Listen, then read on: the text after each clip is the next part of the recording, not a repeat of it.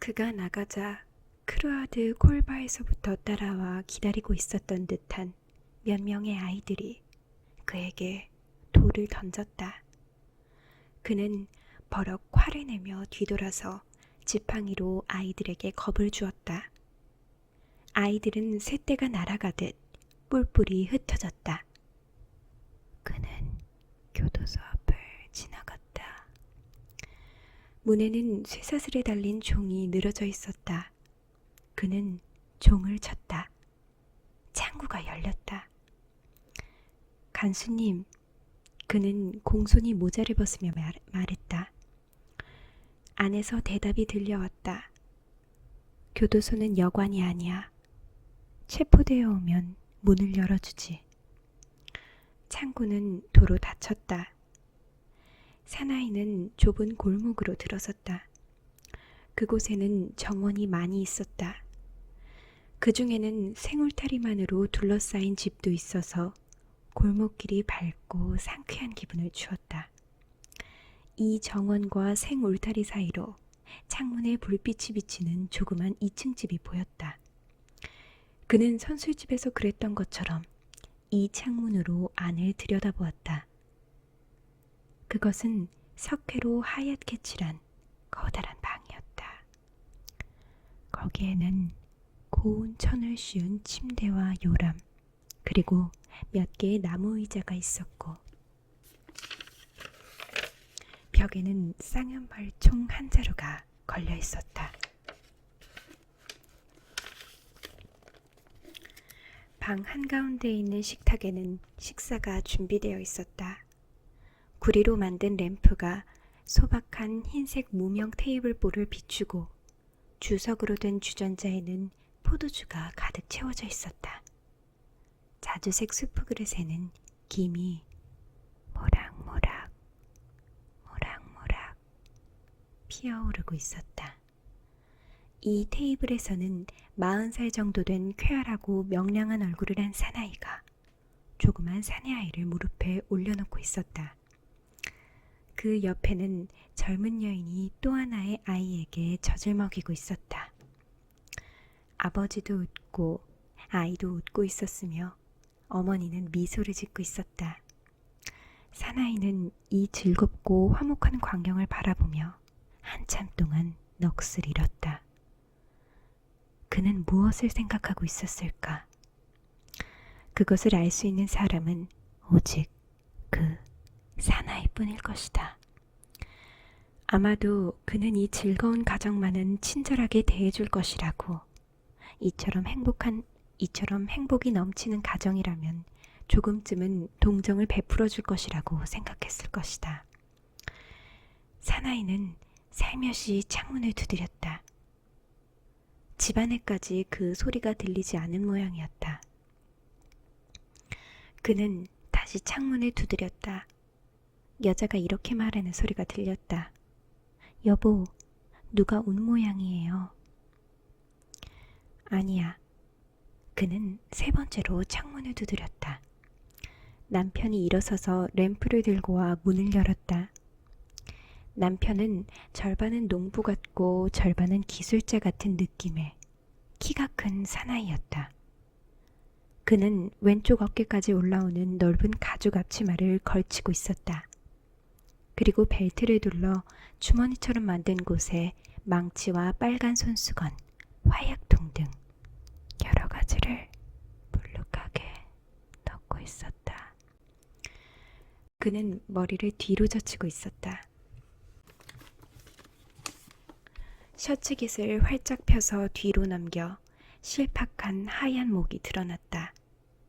짙은 눈썹에 검은 구렛나루, 툭 붉어진 눈, 거기에 갸름하게 내민 얼굴의 하반부는 어딘지 모르게 건방진 느낌을 주었다.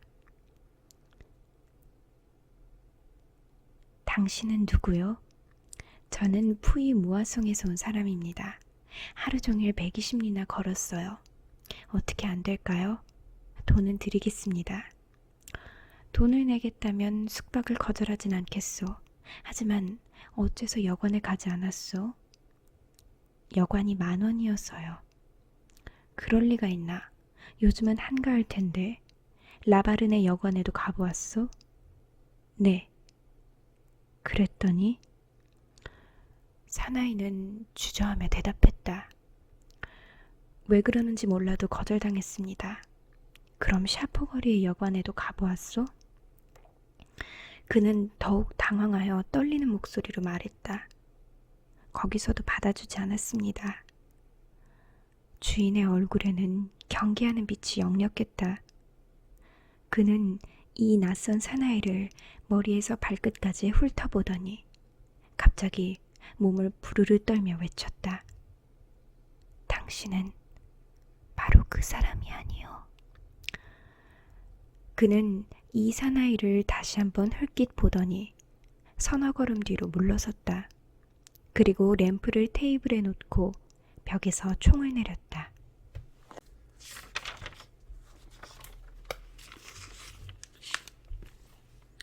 그러는 동안 당신은 바로 그 사람이 아니오 라는 말을 들은 아내도 일어나서 두 아이를 껴안고 남편 뒤에 숨었다. 그녀는 가슴도 미처 가리지 못한 채 겁에 질린 눈으로 사나이를 바라보며 중얼거렸다. 조마로드. 이건 프랑스 알프스 지방의 사투리로 도둑고양이라는 뜻이래요. 상상도 못할 만큼 순식간에 일어난 일이었다. 주인은 마치 독사라도 보는 것처럼 잠시 노려보더니 문께로 돌아가 이렇게 말했다. 어서 나가. 제발 부탁입니다. 물이라도 한 그릇 쏴버리겠다. 그러고는 쾅 하고 문을 닫았다. 사나이의 귀에 두 개의 커다란 빗장을 지르는 소리가 들렸다. 어둠은 점점 깊어갔다. 알프스의 찬바람이 휘몰아쳐 왔다. 사나이는 희미한 빛 속에서 길가의 어느 정원 안에 떼장으로 지은 듯한 움막 같은 것을 발견했다. 그는 마음을 단단히 먹고 나무 울타리를 넘어 정원으로 들어갔다. 움막에 가까이 보니 문 대신 아주 좁다랗고 낮은 입구가 있었다. 그것은 도로공사 때 길가에 지어놓는 임시 건물과 비슷했다. 그는 추위와 굶주림으로 견딜 수가 없었다. 굶주림이야말로 어쩔 수 없다 해도 여기라면 적어도 추위를 막아줄 만한 장소였던 것이다. 이런 집에서는 보통 아무도 자려 하지 않을 것이다. 그는 엉금엉금 기어서 움막으로 들어갔다. 그곳은 따뜻했고 꽤 좋은 집자리 하나가 바닥에 있었다. 그는 잠시 몸 하나 까딱하지 못하고 그 위에 누워 있었다. 그만큼 지쳐 있었던 것이다. 그러다가 등에 짊어진 배낭이 불편하고 그것을 베개 대신 이용할 수 있겠다 싶어 한쪽 가죽 멜빵을 벗었다. 그때 무시무시하게 으르렁 거리는 소리가 들렸다. 그는 눈을 떴다. 입구 밖에 커다란 불독의 머리가 보였다. 그것은 계집이었던 것이다. 사나이는 꽤 힘이 센 사람이었다.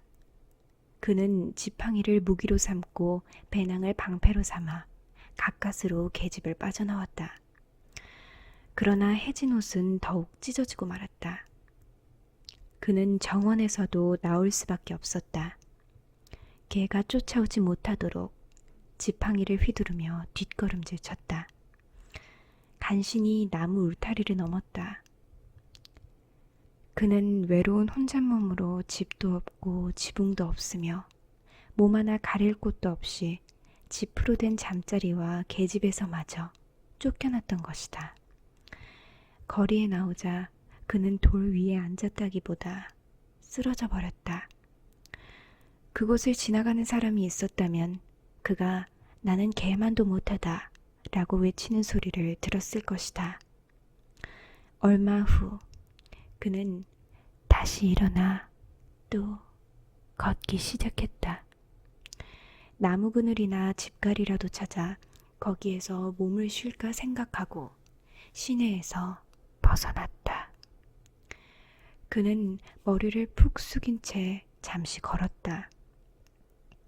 인가에서 멀리 떨어졌다고 생각되었을 때 그는 고개를 들고 주위를 둘러보았다. 그곳은 밭의 한 가운데였다.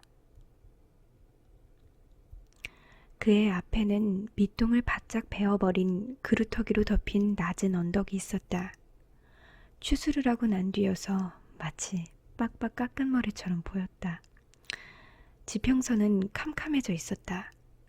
그것은 단순히 밤의 어둠 때문만은 아니었다. 아주 낮게 덮인 구름이 언덕에 깔려있는 듯 그것은 언덕에서 점점 올라가 하늘을 온통 뒤덮으려 하고 있었다. 그러나 달이 떠오르고 있었고 중천에는 황혼의 흐릿한 빛이 남아 있었으므로 구름은 하늘 높은 곳에서 희번한 천장을 만들어 그곳에서 지상으로 빛을 비추고 있었다. 그래서 지상은 하늘보다 더 밝았는데 그것이 더 스러운 느낌을 주었다. 그리고 쓸쓸하고 볼품없는 윤곽을 가진 언덕은 어두운 지평선 위에 망연히 창백한 모습을 드러내고 있었다. 들에도 언덕에도 사나이 앞에 몇 걸음 떨어진 곳에 바람결에나 가지가 흔들리는 나무 한 그루 서 있는 것 외에는 아무것도 없었다. 사물의 신비로운 광경에 감흥하는 지성이나 정신의 섬세한 습관을 이 사나이는 전혀 가지고 있지 않았다. 그러나 이 하늘과 언덕과 들판과 나무에만은 몹시 쓸쓸한 무엇이 있어서 그는 잠시 걸음을 멈추고 골똘히 생각에 잠겼다가 다시 되돌아서 걷기 시작했다. 자연마저도 저기를 품고 있는 듯했다. 그는 걸어온 길을 되돌아갔다. 디뉴의 성문은 닫혀 있었다. 종교전쟁 때 여러 차례의 포위를 견뎌낸 디뉴는 1815년이 되었는데도 아직 사각의 답이 붙어있는 낡은 성벽으로 둘러싸여 있었다. 그는 성벽의 허물어진 틈으로 해서 시내로 다시 들어갔다. 아마 저녁 8시쯤 되었을 것이다. 그는 길을 몰랐기 때문에 아무데나 무턱대고 걸었다. 그는 이렇게 하여 도청을 지나 신학교가 있는 곳까지 갔다. 본당 앞 광장을 지나면서 그는 성당을 향해 주먹질을 했다. 이 광장 모퉁이에는 인쇄소가 하나 있었다. 나폴레옹이 직접 불러쓰게 하여 엘바섬에서 가져온 군대에 대한 황제와 친위대의 포고문이 처음으로 인쇄된 곳이 바로 이 인쇄소였다. 그는 지치고 지쳐 아무 희망도 없이 인쇄소 문 옆에 있는 돌의자에 드러누웠다. 그때 한 노부인이 성당에서 나왔다. 부인은 어둠 속에 드러누워 있는 이 사나이를 보았다. 여보세요. 거기서 무엇하고 있나요? 그는 화가 나서 퉁명스럽게 대답했다. 보시면 아실 것 아니요, 친절한 아주머니. 난 지금 이렇게 누워있잖아요. 사실 친절한 아주머니라는 이름이 걸맞는 이 부인은 알후작의 부인이었다. 저는 19년 동안이나 나무 침대에서 잤습니다. 지금은 돌침대고. 당신은 군인이었나요? 그렇습니다, 부인. 군인이었지요. 어째서 여관에 안 가시오? 돈이 없으니까요. 여단났군. 지금은 지갑에 사수밖에 없군요. 그것이라도 주십시오. 이 사나이가 후작 부인에게서 돈을 받네요. 사나이는 그 사수를 받았다. 알 부인은 덧붙여 말했다. 그런 푼돈으로는 여관에 들어갈 수 없을 거예요. 하지만 사정을 좀 해보지 그랬어요. 이런 곳에서 밤을 새울 수는 없어요. 당신은 춥고 배도 고프겠죠? 자비로운 마음으로 하룻밤쯤 재워줄 곳이 있을 텐데. 여러 곳에 가보았습니다. 그랬더니 모두 저를 쫓아냈습니다. 친절한 부인은 사나이의 팔을 잡고 광장 저쪽에 있는 주교관 옆에 작은 집을 가리켰다. 당신은 여러 곳에 가보았다고 말했죠? 그렇습니다. 저 집에도 가보았나요? 아니요. 그럼 거기 가보세요. 그날 밤 디뉴의 주교는 시내를 산책한 뒤 꽤 늦게까지 자기 방에 틀어박혀 있었다. 그는 의무에 관한 중대한 저술에 골몰하고 있었다. 그는 8시가 되도록 무릎 위에 커다란 책을 펼쳐놓고 네모난 작은 종이에 깨알같이 무엇인가를 쓰고 있었다. 그때 마글루아르 할멈이 여느 때와 다름없이 침대 머리맡의 벽장에서 은식기를 꺼내기 위해 들어왔다. 얼마 후 주교는 식사 준비가 다 되어 누이 동생이 기다리고 있으리라 생각되어 책을 덮고 의자에서 일어나 식당으로 갔다. 아닌 게 아니라 할멈은 밥상을 다 차려놓고 있었다. 그녀는 식탁을 차리면서 바티스틴 양과 세상 이야기를 하고 있었다. 식탁에는 램프 하나가 켜져 있었다. 식탁은 벽난로 옆에 있었다. 벽난로는 기세 좋게 활활 타오르고 있었다. 주교가 식당에 들어섰을 때 할멈은 시끄럽게 떠들어대고 있었다. 이야기는 그에게도 귀에 익은 내용이었으므로 그는 별로 신경을 쓰지 않았다. 그들의 화제는 문단속에 관한 것이었다. 무슨 소문을 듣고 온 모양이었다. 험상궂은 한 불황자의 이야기였다. 수상한 불황자가 시내에 들어와 어느 곳에 있는 게 틀림없다. 오늘 밤 집에 늦게 들어가는 사람들이 봉변을 당할지도 모른다. 경찰도 별로 도움이 안 될 것이다. 그러니 분별 있는 사람이라면 자기 스스로 주의하는 길밖에 없다. 각자 문단속을 잘하고 빗장을 단단히 지르는 등 문을 꼭꼭 잠가두어야 한다는 것이었다. 그러나 주교는 자기 방에서 추위에 떨다가 왔기 때문에 벽난로 앞에 앉아 불을 쬐면서 다른 일을 생각하고 있었다.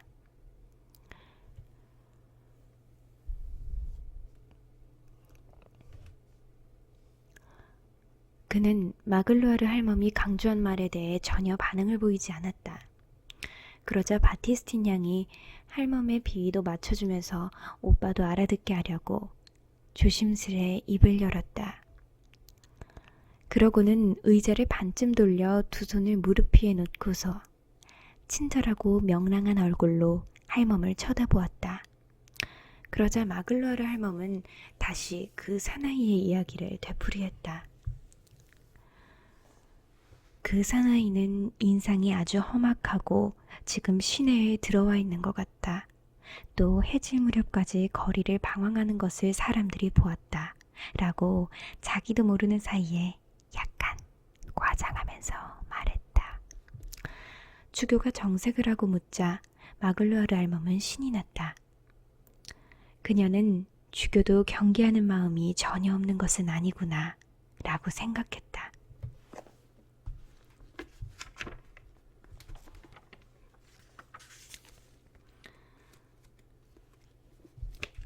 그때 밖에서 누군가 마구 문을 두드렸다. 들어오세요. 주교가 말했다. 문이 열렸다. 그것은 거침없이 활짝 열렸다. 마치 누군가가 힘껏 밀어젖힌 것처럼. 한 사나이가 들어왔다. 이 사나이는 우리가 이미 알고 있는 사람이었다. 그는 한 걸음 들어와서 문을 열어놓은 채 서 있었다. 어깨에 배낭을 짊어지고 손에는 지팡이를 짚고 있었다. 눈에는 거칠고 대담하며 피로에 지친 데다 사나운 표정이 서려 있었다. 벽난로의 불빛이 그를 비추고 있었다. 소름이 오싹했다. 그것은 불길한 유령과도 같았다. 마글루아르 할멈은 소리를 지를 기운조차 없었다. 그녀는 몸을 바들바들 떨면서 멍한 채 굳어 있었다. 바티스틴 양은 얼굴을 돌려 사나이를 보는 순간 깜짝 놀라 몸을 일으켰으나 천천히 머리를 돌려 오빠의 눈치를 살폈다. 그러고는 다시 침착하고 명랑한 얼굴로 되돌아갔다. 주교는 온화한 눈으로 그 사나이를 바라보았다. 주교의 말을 기다리지도 않고 사나이는 큰 소리로 말했다. 지금 보시는 바와 같습니다. 저는 장발장이라는 사람입니다. 전과자죠. 19년이나 감옥살이를 했습니다. 나흘 전에 석방되어 퐁타리에로 가는 중입니다. 툴롱에서부터 쉬지 않고 꼬박 나흘을 걸었습니다. 오늘은 120리를 걸었어요. 여관을 찾아갔으나 시청에 제시한 누런 여행증 때문에 거절당했습니다. 시청에 내보이지 않으면 안 되는 것이었습니다. 저는 다른 숙소를 찾아가도 역시나 저를 쫓아냈습니다. 아무도 저를 받아주려 하지 않았습니다. 계집에도 들어가 보았지만 개도 물어뜯고 덤벼들었습니다. 들판으로 가서 잠을 자려고 했는데 별도 보이지 않고 비가 올 것 같았습니다. 비가 오는 것을 막아주는 하느님도 없구나 라는 생각을 했습니다. 결국은 어느 집 문 아래에서라도 자려고 시내로 되돌아왔습니다. 그런데 어떤 친절하신 부인이 이 댁을 가리키며 저 집으로 가보세요 라고 말했습니다. 그래서 찾아왔는데 여긴 대체 어딘가요? 여관인가요? 돈은 있습니다. 교도소에서 적립한 돈이지요. 19년 동안 노동해서 109프랑 15수가 있습니다. 돈은 내겠습니다. 꼭 내겠습니다. 저는 몹시 지쳐 있어요. 배도 너무 고프고. 재워주시겠습니까?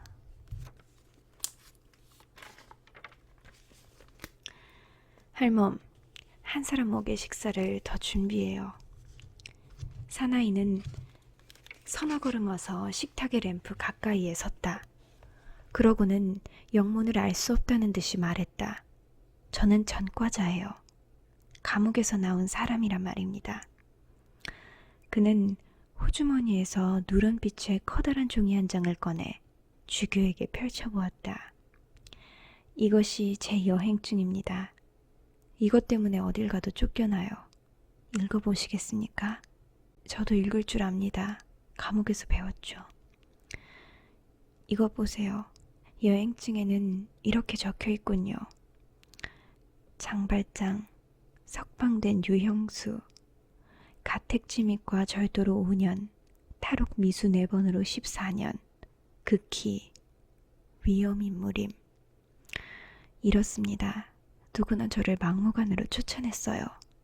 그런데도 댁에서는 저를 재워주시겠습니까? 여긴 여관이에요?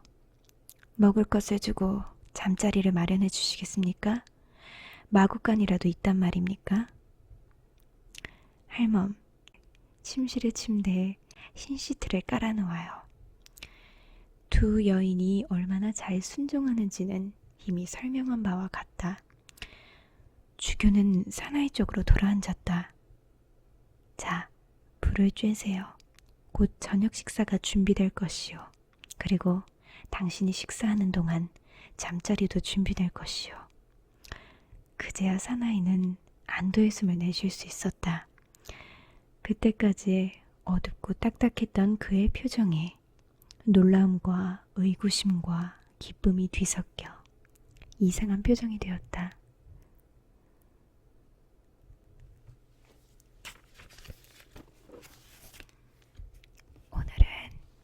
여기까지만 읽을게요. 드디어 잘 곳을 찾았네요. 여러분도 이제 주무실 수 있나요? 그러면 오늘 제가 준비한 소리는 여기까지만 할게요. 여러분 모두 굿나잇 되세요. 안녕히 주무세요.